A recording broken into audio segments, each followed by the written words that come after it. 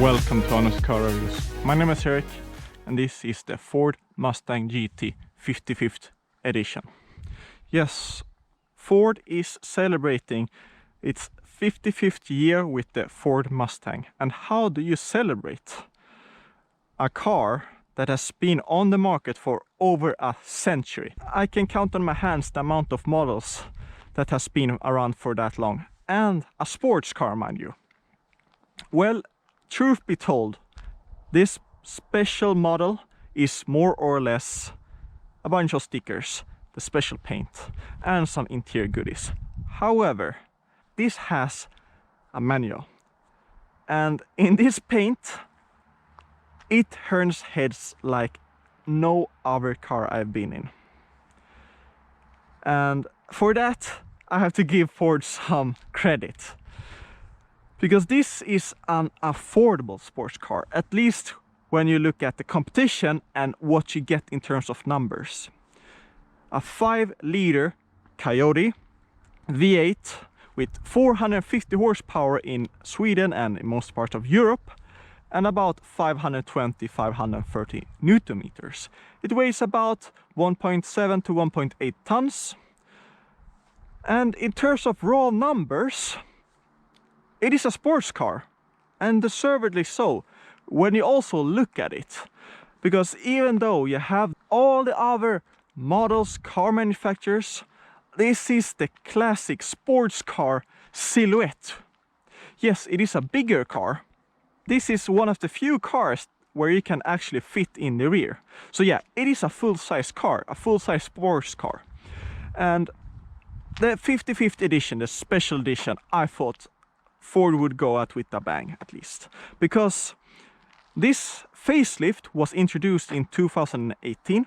So that was some thinner headlights. Before they were not a cutout here. It went to the entire front here, which means that people complained it didn't look as aggressive and masculine as it did. And also the GT500 has the non-facelifted front lights. It does look more mean. But I think that all of these complaints have evaporated because it does look really good. The stripes are on the hood, and of course you have the hood vents that are actually real. They do extract heat. If I were Ford, I would be very proud of this car and make it with some dignity and put a lot of effort in it when you put on the stickers. And if you look on the other side, you can already see some parts starting to peel away. You can hear the bubbles. So I think that it has more to do with this not being applied correctly. Michelin Pilot Sport 4S tires, 275 in the rear, 255 in the front. Decent amount of grip, and I'll talk of course more about the driving, the handling, the experience when I get on the road. The 4 tailpipes with active exhaust, so it can be really quiet if you need to start early in the morning, and it can be extremely loud. It feels like the new sound regulations hasn't affected this car in any way. And this blacked out details around the car with this green paint. Honestly, if I were to choose a sports car that should stand out, this would be a prime example of how I would opt it out. Being an American car, it often is that you have a lot of luggage space, and that's the same in the Mustang GT. The base is located here, and you can fit an entire golf bag without having to pull out your longer clubs. You can fit a whole lot of luggage, and that's something that I can't say for a lot of sports cars. And you can also fold down the rear seats, and you can get even more space. An extra option spoiler, which you can fit anyways, so this isn't unique for the 55th edition, but it does complete the exterior look. Before I get in, I have to talk about the future of the Ford Mustang. The Mach-E came to the market this year, and the facelifted Mustang came in 2018. The current generation came in 2013, which means that this is soon ending its lifespan. So there will be something new coming in a couple of years. Will they keep the V8? Will they go electric? Will they go the Chevrolet route? Will they make a mid-engine? I mean, they have the Ford GT. There are so many questions up in the air, and because of Chevrolet not producing the Camaro in the same way that they did before, it means that in terms of competition in America, I mean, Ford has an open playground, and I think that they should not ease up. They should pull harder and create a really, really great successor. Brembo brakes and the Michelin Pilot Sport 4S tires stand for the handling and stopping the car. These are comfort seats, not the Recaros, and they're not huggy enough, which means that you have to put your knee on the side to not fall off the seat when you corner. A huge transmission tunnel, and the problem with having the cup holders here, especially with the manual, means that when you start rolling the gears, you can't have any cup that is above here, or you will spill your drink. Just for fun, I'll try to fit in the rear, because at Honest Car Reviews we need to test everything that is about having a car, and that is also the rear seats. And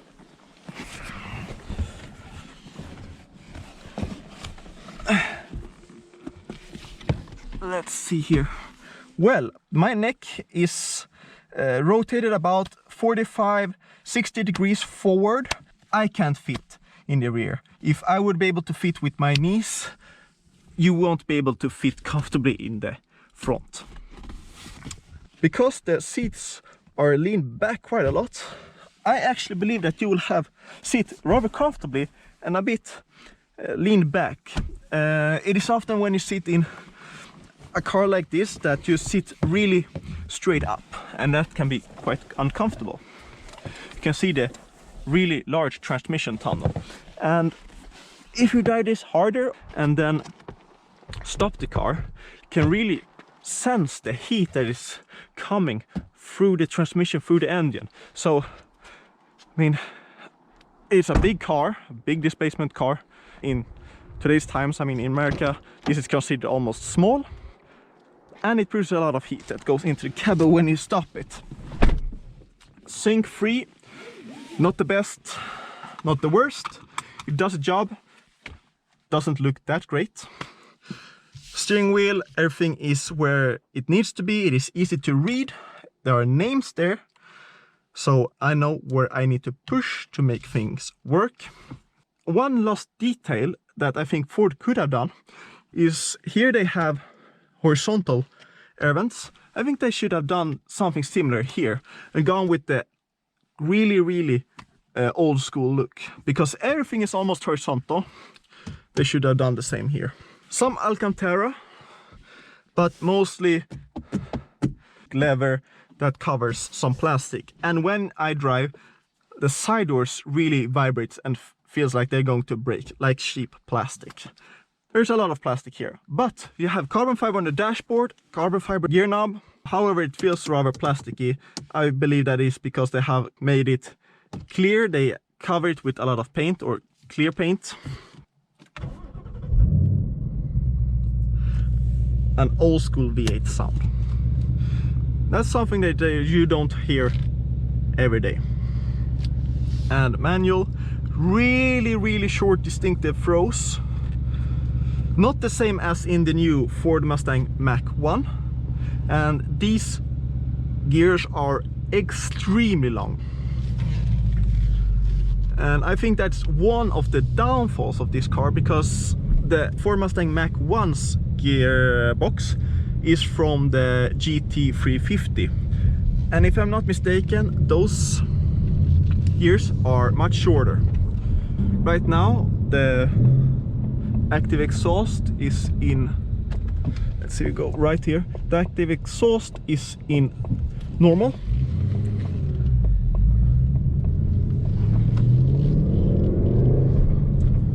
Which means that it's pretty quiet. So let's put it in the track. And you can really hear the change in tone. Naturally aspirated, and it really can really feel it pull extremely hard above 4 and 5. It really likes to rev. And I mean 7.5, because you have so long gears, you can really wring it out. But I would like shorter and to work that manual.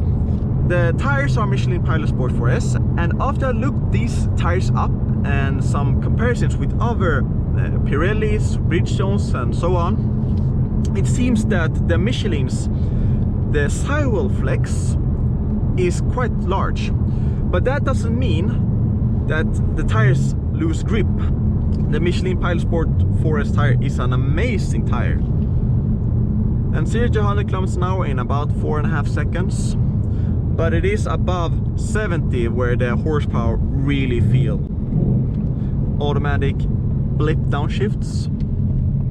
And even in second gear, I'm revving to 2000, which means that it's about 4.5 where things start to get interesting. So in that corner I should almost be in first gear. And going to first is, at least when you take your driver's license, that's a big no-no. You should only do that when you're standing still. 7.5 is a lot of RPM in today's world, and to be able to control that in a manual gearbox, there's no question that you can go fast, and the mechanical grips from the Michelins is undeniable. It has such a unique personality in today's world where German cars are looked as gods and where turbocharge is the norm. Having a naturally aspirated V8 is not common, but Ford makes it work and sells a lot. With the price of 45,000 euros and this being approximately 55,000 euros, I mean, it is considered cheap. You get a lot for the amount you pay. And that I was expecting, but I think that since this is the 55 years model, I think that they should do more. And here comes my final conclusion, also a final thought. The thing with the Ford Mustang is the tuner culture. How well the Mustang responds to modifications. Which means that there are a ton of companies such as Roush, Shelby, Hennessy and so on that does packages for the Mustang GT, and even Ford themselves makes performance modifications to the Mustang. And you have the Mustang GT, you had the GT 350, now you have the GT 500, and you had the Bullet, now you have the Mach 1. The power gain for all the Bullet, the Mach 1, this one is almost unchanged. I've come to the conclusion that I want something in between the GT and the GT 500. 550, 600 maybe make it lighter, make it track focused. And let the GT 500 be the big daddy 700 plus horsepower car that it is. It has an identity. Now we have room to play with. I don't mind that the Mustang GT that will replace this one eventually has the same amount of horsepower plus 10 or 20, but they open up the possibility to have something in between the GT and the GT 500. You have 700 plus horsepower from the GT 500. You have so much room to play with horsepower wise. The 55 years Mustang is no different compared to a regular GT. But that doesn't matter because the GT, I believe, is an amazingly fun car. A piece of America that is offered in Europe nowadays. And that's my final review for the Mustang GT 55 years anniversary.